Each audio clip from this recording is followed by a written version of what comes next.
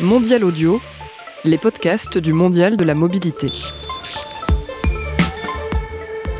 Bonjour, je suis Émilie Vidot, je suis journaliste chez Binge Audio et je suis ravie d'être avec vous aujourd'hui au Salon de l'Auto, en direct sur les réseaux sociaux, pour vous présenter une courte série d'émissions, 3 exactement, qui s'intitule « Génération Je prends la route ». Alors qu'est-ce que ça veut dire « Génération Je prends la route » ? Eh bien, on va mettre un coup de projecteur sur les interrogations, les comportements, les aspirations de la jeune génération qui prend la route. Ils vivent en banlieue, dans les grandes villes ou dans les petits villages de campagne reculés. On est allé à leur rencontre, on est monté dans leur voiture, on a visité leur garage, leur auto-école et on a discuté sur leur canapé et parfois même dans leur bureau. Grâce à leurs témoignages bruts de décoffrage, vous allez voir, on va tenter de répondre à un certain nombre de questions avec des experts. N'ayez pas peur, vous allez voir, ils sont très sympas et pas du tout barbants. Des questions qui nous tracassent tous quand on prend notre voiture. Comment j'apprends à connaître mes limites quand je suis au volant et pourquoi je ne peux pas m'empêcher de décrocher mon téléphone quand je conduis et que je roule à 100 à l'heure sur l'autoroute. Comment j'arbitre mon désir de liberté avec cette injonction sécuritaire qui pèse sur mes épaules. Quelle liberté je suis prête à sacrifier pour me sentir en sécurité. Bref, vous l'avez compris, on veut libérer la parole sur les nouvelles citoyennetés de la mobilité. Ok, c'est un peu pompeux, alors je reformule. C'est quoi être un bon citoyen au volant, à moto, à trottinette ou à roller en France au XXIe siècle ? On va répondre à ces questions tout de suite ensemble, mais avant de rentrer dans le vif du sujet avec notre première émission, Connaître ses limites, vous n'êtes pas sans savoir que le groupe Massif est engagé depuis 30 ans dans la prévention et ils avaient un mot à nous dire. On accueille tout de suite Marie-Christine Chardon, responsable du pôle prévention Groupe Massif. Bonjour Marie-Christine. Bonjour Émilie. Alors oui, effectivement, cela fait 30 ans que la Massif s'est engagée dans la prévention, comme tu viens de le dire.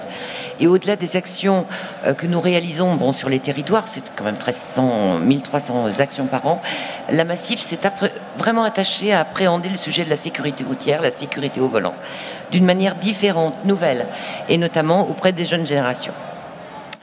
Bon, loin de nous, l'idée bien sûr de les stigmatiser, bien au contraire, nous n'avons guère été différents à leur âge, nous aussi nous avons fait la fête, et les messages que nous délivrons en fait aujourd'hui s'adressent bien à tous les publics, jeunes ou moins jeunes, que l'on parle d'alcool ou de téléphone, je crois effectivement que ça s'adresse bien à tous les publics.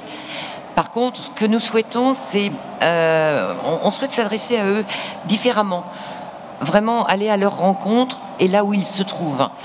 Et où se trouve-t-il ? Sur les réseaux sociaux, précisément. Et c'est bien là que l'on peut échanger avec eux. Et notamment, ou encore là, comme aujourd'hui, sur Binge Audio, justement. Alors, s'adresser à eux, sur un ton drôle, décalé, leur donner des trucs et astuces pour le bien rentrer chez soi, après une soirée festive, justement. Et c'est ce que nous faisons, par exemple, avec le réseau social, la page Facebook MySifi. Alors MySifi, c'est la contraction de safe et selfie. Donc, justement, nous adresser un selfie quand on est rentré sain et sauf chez soi.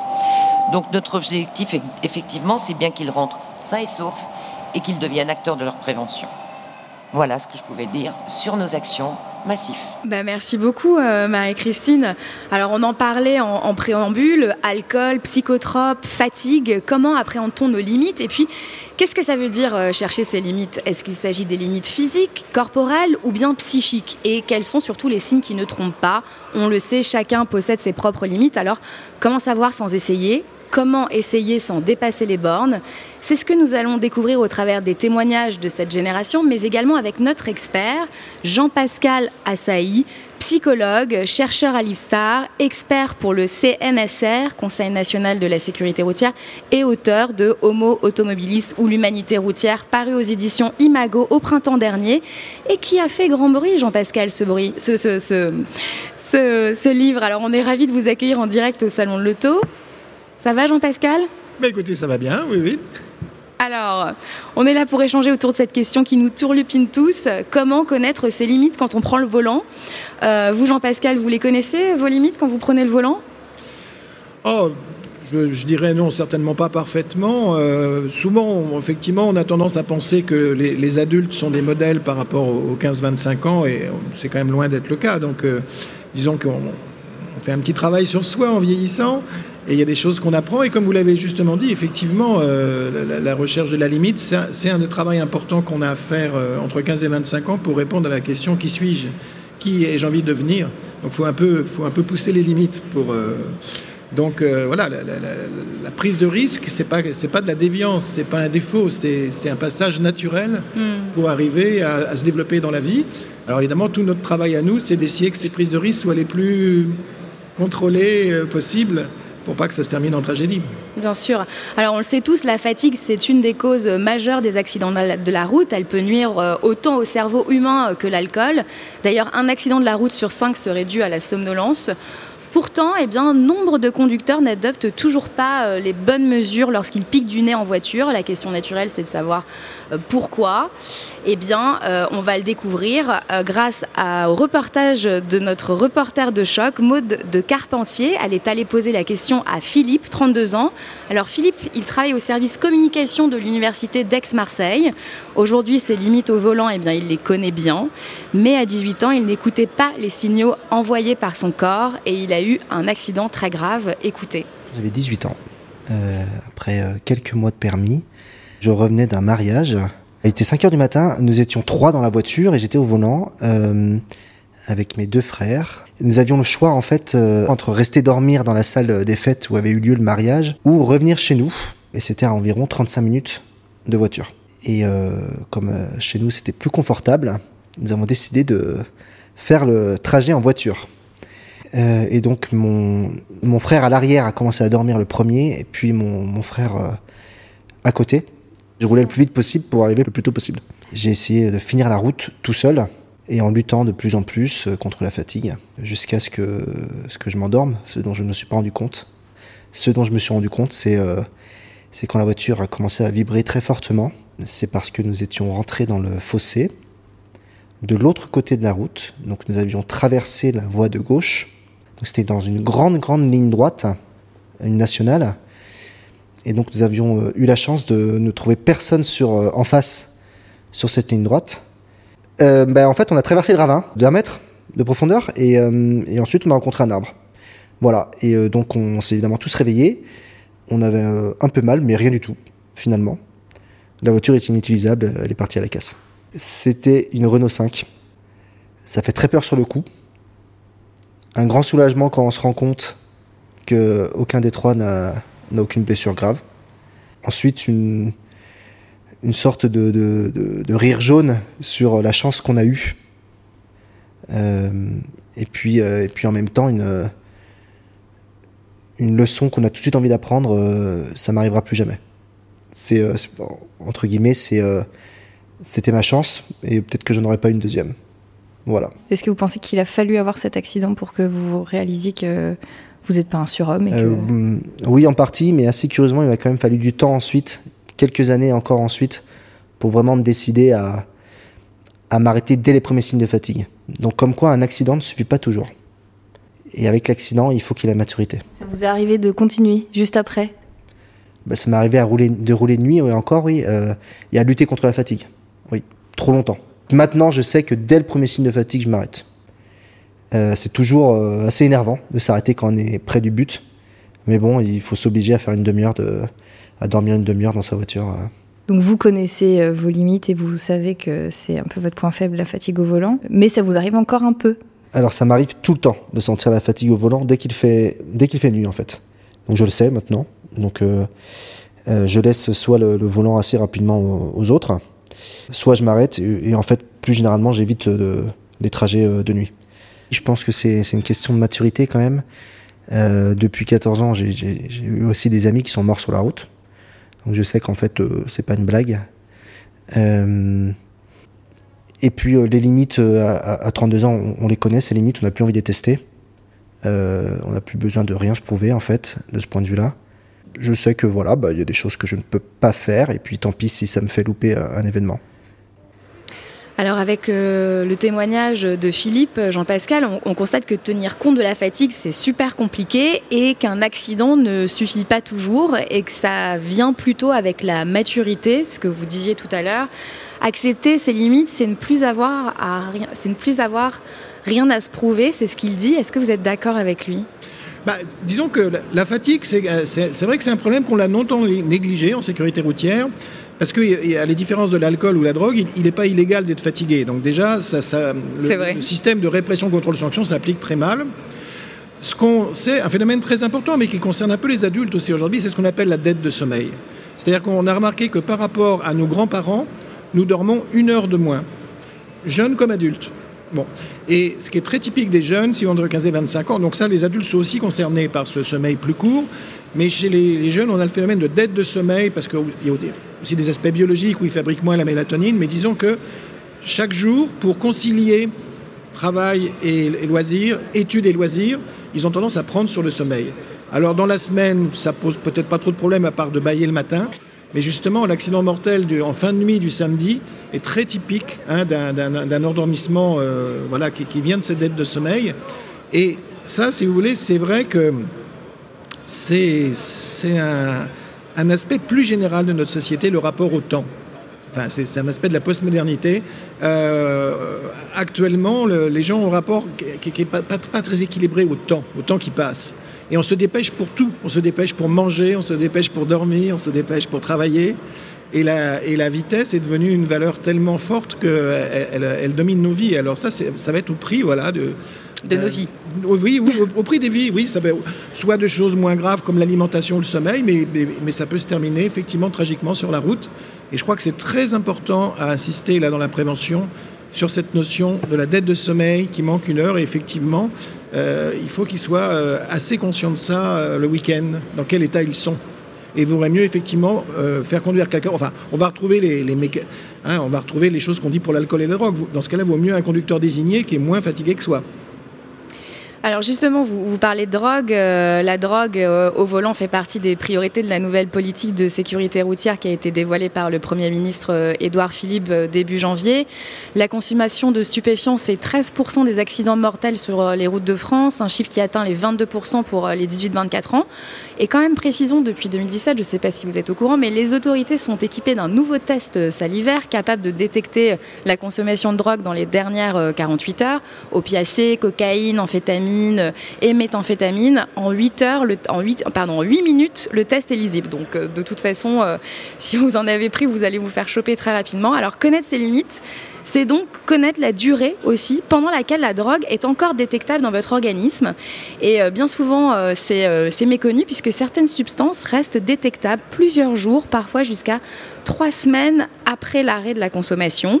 Et c'est d'ailleurs l'histoire que nous raconte notre deuxième témoin, Anthony, 23 ans, actuellement au chômage. Anthony s'est fait contrôler pour avoir fumé du cannabis. Nous l'avons rencontré pendant son stage de récupération de points. Il revient sur ce qui lui est arrivé et on l'écoute. Je suis arrivé à Lyon vers les 3h du matin et en fait j'avais fumé un joint la veille. Et quand ils m'ont contrôlé, ils m'ont fait le contrôle d'alcoolémie, c'est passé. Et ils m'ont fait le contrôle salivaire qui s'est avéré positif. Et quand je dis la veille, c'est, admettons, si c'était le 5, disons que c'était le 5 à 3h du matin, c'était pas le 4 mais le 3 que j'avais fumé. Ça reste 2 ou 3 jours dans la salive. Et j'avais plus aucun effet, du coup je me suis dit c'est bon, je peux prendre la route, je risque rien. Et sauf que non, ça reste dans la salive. De là, j'ai dû faire une prise de sang directement sur le site. Et du coup, ils m'ont gardé le permis. Convocation au tribunal de grande instance, où là ils m'ont mis une amende de 800 €, suspension de 6 mois, et donc le stage à faire, avec toutes les visites médicales qu'il y a à faire à la préfecture. Alors Thierry, on va peut-être répondre à une ou deux questions spécifiques. Voilà, quelqu'un avait une question ou pas? Oui. Ça veut dire que du coup, ils ne vont pas renvoyer un recommandé? Ah non, ils considèrent que le permis est invalidé. Là, c'est la galère qui commence. Pendant 6 mois, vous ne pouvez plus conduire. On vous laisse les patins à roulettes, le vélo, le cyclo, mais c'est tout. Ensuite, vous allez vous faire arnaquer par une personne comme moi, c'est-à-dire un psy. Donc vous avez une liste. Alors fumer, j'ai grandement diminué. C'est vraiment très occasionnel, en partie à cause de ça. L'alcool au volant, j'ai jamais trop bu avant de prendre le volant. Et après, maintenant je respecte toutes les limitations, etc. Parce que j'ai trop payé d'amende d'excès de vitesse, etc. Donc ça coûte trop cher. De toute façon, dès que ça touche le portefeuille, ça fait mal. Hein. Si on veut pouvoir faire d'autres choses à côté, il faut pas avoir à payer ces amendes-là. Est-ce que vous trouvez ça justifié, ce qui vous est arrivé? Ah ouais, j'ai voulu jouer, j'ai perdu. Il n'y a rien de plus à dire. C'est le jeu du chat et la souris. Comme quand on boit un coup en sortant de mariage ou quoi, qu'on est plein à repartir, il y en a 3 qui se font arrêter, les autres tout va bien. Donc ouais, c'est dur, mais bon, en même temps, faut pas dépasser les limites, je les ai dépassées, donc j'assume. Donc vos limites aujourd'hui, vous les connaissez, vous les respectez ? Complètement. Je sais quand il faut que je m'arrête, quand est-ce que je peux conduire, quand est-ce que je peux pas. Je me suis fait peur 2-3 fois, j'ai des collègues qui se sont fait peur, qui ont failli rester 2-3 fois aussi, donc un verre ça va, et après c'est bon, on rentre à pied ou en métro. C'est toujours servi de nos pieds, on peut continuer. Au moins il n'y a pas de soucis, pas de danger, pas de risque au portefeuille aussi. Est-ce que ça change un peu votre prise de la voiture ? Ça m'a fait réfléchir, c'est un peu l'élément déclencheur qui m'a fait réfléchir. C'est pas vraiment ça qui m'a fait tout arrêter, tout méditer de suite, c'est pas vrai. Mais ça a commencé à me faire le déclic dans la tête et avec ce que j'ai vu à côté, etc., de mon expérience moi et de celle de mes proches, j'ai conclu que franchement, ça vaut pas le coup de boire ou de fumer au volant. L'ayant déjà fait, ça vaut pas le coup. Jean-Pascal, on le disait tout à l'heure, vous le disiez tout à l'heure, ça fait partie de l'expérience de vie entre 15 et 25 ans de tester ses limites. Alors parfois on dépasse les bornes, parfois on joue et on perd, comme l'explique Anthony. Est-ce que le témoignage d'Anthony, pour vous, reflète l'état d'esprit de cette génération millennials qui prend la route ? Oui, parce qu'effectivement, ce qu'on voit bien, c'est la difficulté qu'il a eu à prendre conscience des dangers du cannabis. Enfin, c'est donc un problème de perception du risque, et ça, c'est un des grands aspects du risque entre 15 et 25 ans. C'est pas toujours qu'ils veulent à tout prix prendre des risques, c'est des fois qu'ils perçoivent mal le danger. Le cannabis, c'est un très bon exemple parce que, je veux dire, même, je dirais, c'est toute la société qui a été très mal à l'aise avec le cannabis, et paradoxalement, beaucoup plus qu'avec l'alcool. Parce que l'alcool, on dit aux gens, c'est permis d'en boire, c'est une drogue légale, mais c'est interdit de reprendre le volant après. Voilà. Et tandis que le cannabis, c'est aussi interdit d'en fumer de toute façon. Donc nous, les préventeurs, on était très gênés pour dire vous ne devez pas fumer avant de prendre le volant, puisque de toute façon, c'est interdit de fumer. Donc il y a déjà le monde adulte était déjà un peu en porte-à-faux. Et c'est vrai que du coup, beaucoup de jeunes n'avaient pas du tout une bonne perception du risque du fait de fumer. Alors, ce qui est tragique chez eux, c'est ce qu'on appelle les polyconsommations. Quand ils mélangent alcool et cannabis, alors là, c'est encore beaucoup plus dangereux parce qu'il y a ce qu'on appelle la potentialisation des effets. Et donc, effectivement, on a des comportements qui deviennent complètement aberrants quand ils mélangent les deux. Sinon, ce qu'on peut dire sur le cannabis, oui, c'est que maintenant, on connaît beaucoup mieux ses effets, qui sont assez semblables à ceux de l'alcool. Bon, simplement, effectivement, sur 3500 tués par an, on peut associer le cannabis à 230 tués par an et l'alcool à 2300. Ça ne veut pas dire que le cannabis est 10 fois moins dangereux que l'alcool. Ça veut dire tout simplement que la consommation de cannabis, elle est très concentrée entre 15 et 25 ans et la plupart des gens arrêtent après. Alors que l'alcool, on sait bien, il est consommé jusqu'à la fin de la vie, donc ça concerne beaucoup plus de gens. Bon. Mais c'est effectivement les jeunes qui fument du cannabis ont tendance à se rassurer en disant seul l'alcool est dangereux, il rend agressif, nerveux, alors que le cannabis a un effet plutôt sédatif, donc ils ont l'impression que ça les rend plus prudents, plus zen. Bon. Le problème, ça donne un sentiment aussi d'hyperpuissance, comme l'alcool. Et voilà, et ça donne ce sentiment-là. Or, ce qu'on voit bien, quand on a fait les tests, on met des gens sur des simulateurs, sur des circuits et qu'on les fait fumer, on n'a pas le droit de faire ça en France, parce que c'est illégal, mais les gens font ça en Hollande ou en Suisse, aux États-Unis. Eh bien, ce qu'on voit bien, effectivement, c'est que le cannabis détériore les aspects les plus automatisés de la conduite. Ce que je veux dire par là, c'est que s'il y a brutalement une grande situation d'urgence, un camion qui surgit devant vous, même sous cannabis, normalement, le jeune peut arriver encore à faire face. Mais par contre, ce qu'on voit bien, c'est qu'il y a des aspects de la conduite qui sont très automatisés. Par exemple, votre distance avec le trottoir. C'est pas quelque chose auquel vous pensez. Votre œil fait ça de façon très automatique avec votre cerveau et en même temps, vous faites plein d'autres choses. Mais bien ça, c'est justement ça qui est détérioré par le cannabis. C'est la trajectoire. Et donc, effectivement, ils peuvent moins s'en rendre compte parce que c'est quelque chose qui est très insidieux, quoi. Voilà.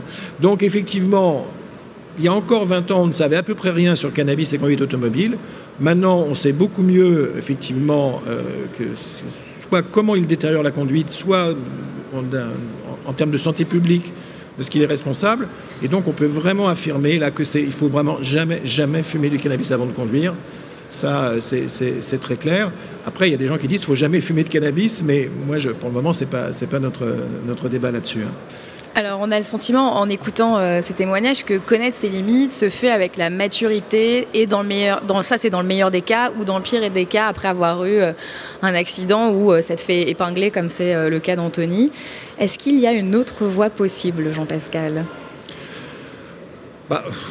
Je dirais qu'il ne faut quand même pas oublier que, évidemment, la société, les psychologues s'intéressent toujours qu'au train qui arrive en retard, jamais au train qui arrive à l'heure. Oublions quand même pas d'abord que la grande majorité des 15-25 ans traversent cette phase-là de la vie sans aller se fracasser et sans... Bon, si on prend alcool et cannabis, ça reste un problème parce qu'on estime en gros qu'il y a 15% des jeunes français qui ont une consommation abusive ou qui rentrent dans la dépendance. Donc c'est vrai que c'est un vrai problème, parce que cette dépendance, si vous voulez, le problème cannabis et route, il révèle tout simplement aussi des fois tout simplement des problèmes d'addiction. Hein. C'est ça qui est derrière. En fait, c'est un problème de santé, c'est pas un problème de sécurité routière. Bon, donc bien sûr, 15% des jeunes Français qui ont des conséquences très négatives de leur consommation, c'est pas rien. Mais on aurait pu dire aussi que 85% des jeunes Français, arrivent à modérer leur conduite, modérer leur consommation et finissent par traverser cette phase-là sans trop de dégâts. Donc, et la meilleure preuve qu'on a, c'est que quand vous regardez les courbes historiques des accidents de la route, eh bien, elles baissent de la même façon pour les jeunes comme pour les adultes. Les jeunes ne sont pas un obstacle au progrès qu'on a fait depuis 50 ans. Ils ont autant progressé que les adultes. Donc, même si les styles de vie, des fois, sont un peu plus dangereux, globalement, ils sont sensibles à tout ce travail de la prévention, voire aussi de la répression. Prenons l'exemple des radars. Les gens, des fois, disent la répression, ça ne marche pas chez les jeunes, parce que comme s'ils sont butés. Ben si, vous prenez les radars, vous regardez ce que les radars ont produit chez les 15-25, les 25-35, les 50-60 ans, ils ont produit les mêmes diminutions de tués et les mêmes effets sur les vitesses. Oui, et puis notre témoin Anthony disait quand ça tape dans le portefeuille, ça fait toujours mal. Ben bien sûr, je veux dire, les jeunes là-dessus sont absolument pas différents des... Je veux dire, la jeunesse est toujours un peu le reflet de la société, et donc... Elle bouge avec la société. Maintenant, effectivement, chaque génération...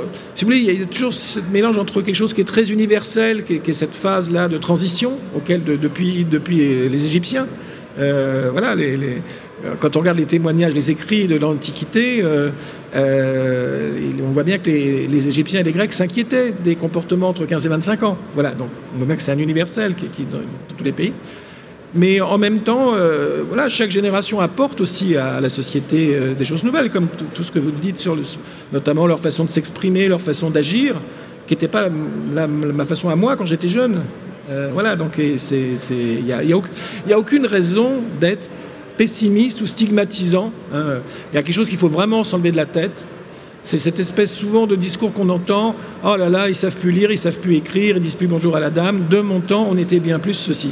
Ça, c'est complètement faux. C'est une vision, je veux dire, de jalousie d'une génération sur l'autre, mais ça ne correspond à rien du tout. Et la preuve, c'est que quand on progresse, les jeunes progressent aussi bien que n'importe quelle tranche de la population. C'est bien, on va finir sur cette note positive. Merci beaucoup Jean-Pascal et merci à vous qui nous avez suivis en direct sur les réseaux sociaux. Merci à la Massif, aux équipes Binge Audio et à notre reporter Maude de Carpentier. Nous, on se retrouve demain, jeudi 11 octobre à 19h pour une nouvelle émission Génération Je prends la route, toujours en direct du Salon de l'Auto. On parlera du portable au volant, un thème qui nous concerne tous puisque 9 Français sur 10 utilisent leur smartphone en conduisant. Bonne soirée.